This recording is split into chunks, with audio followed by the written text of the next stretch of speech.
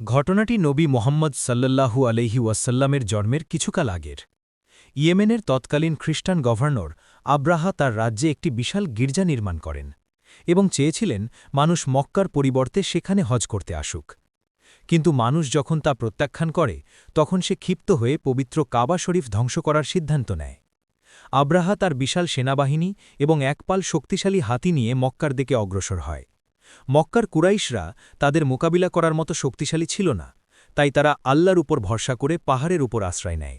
আব্রাহার বাহিনী যখন মক্কার সীমানায় পৌঁছাল তখন অলৌকিকভাবে এক বিস্ময়কর ঘটনা ঘটল। আকাশ কালো করে ছাঁকে ছাঁকে ছোট ছোট পাখি আসতে শুরু করল, যাদের আমরা আবাবিল পাখি হিসেবে জানি। প্রতিটি পাখির ঠোঁটে একটি এবং দুই পায়ে দুটি করে মোট ৩টি করে কঙ্কর বা ছোট পাথর ছিল। পাখিগুলো ওপর থেকে সেই পাথর আব্রাহার বাহিনীর ওপর নিক্ষেপ করতে শুরু করল। পাথরগুলো আকারে খুব ছোট হলেও সেগুলোর শক্তি ছিল বিধ্বংসী। পাথরগুলো যার গায়ে পড়ছিল সেই ধ্বংস হয়ে যাচ্ছিল। পবিত্র কোরআনের ভাষায় আব্রাহার সেই বিশাল হাতিসহ বাহিনী ভক্ষিত তৃণ বা পচা খড়ের মতো হয়ে গিয়েছিল। আল্লাহতালা এই ক্ষুদ্র পাখিদের মাধ্যমে দম্ভী আব্রাহার গর্ব চূর্ণ করে কাবা ঘরকে রক্ষা করেছিলেন।